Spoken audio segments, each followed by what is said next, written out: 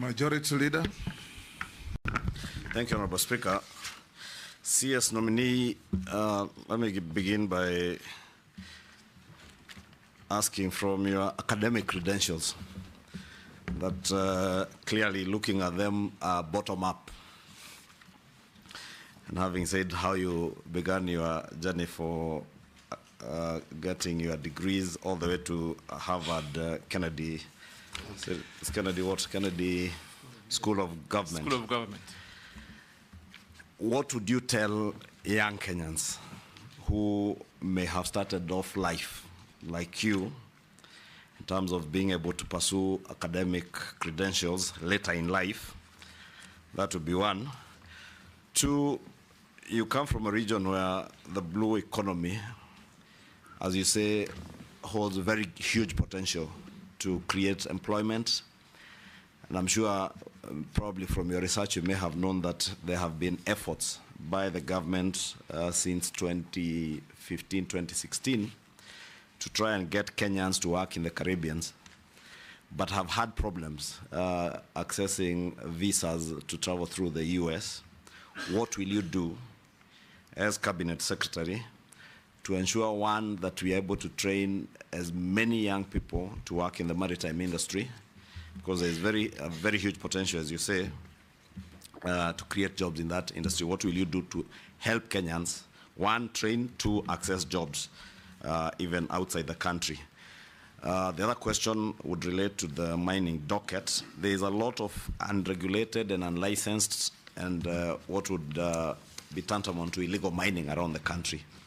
What will you do as CS to ensure, one, that any player who is in the mining industry in Kenya is licensed and regulated? And that also involves things like quarries. You've seen the recent cases in Nairobi, in quarry here in Embakasi, where abandoned quarries are left unfilled. They have now become graveyards for criminals. They are dump sites. What will you do to make sure that anybody who is involved, even in quarrying, is one, taking care of the environment, especially in getting to refill many of these quarries, and that industry is well regulated and anybody and everybody engaged in it is licensed? Nominee.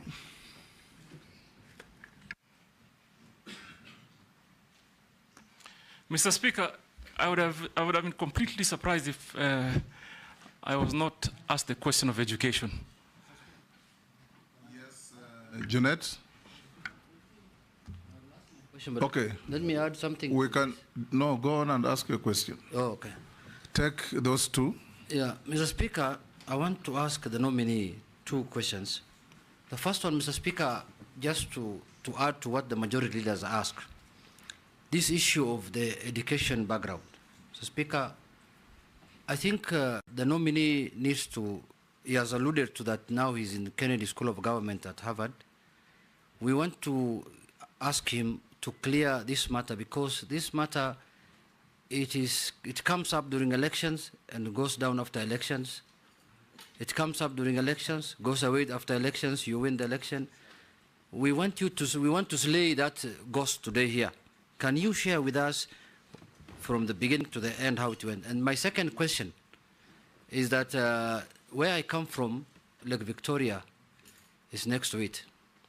What do you think what will you do as the Minister for Maritime to improve the lives of the people there in terms of fish industry?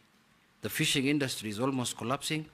What programs do you think you will put in place to make sure that livelihoods are supported there by the people who are doing the fishing business or fishing in the Lake Victoria area? Chair, maybe since he had begun answering that one on academic credentials, besides what you would say CS nominee to young Kenyans, and from what Junet is saying, it's clear that many people who serve in public office suffer certain prejudices from Kenyans regarding the academic credentials and all that in your past. Probably you can contextualize that in that. I am certain there are many Kenyans who are surprised that you can even converse in English.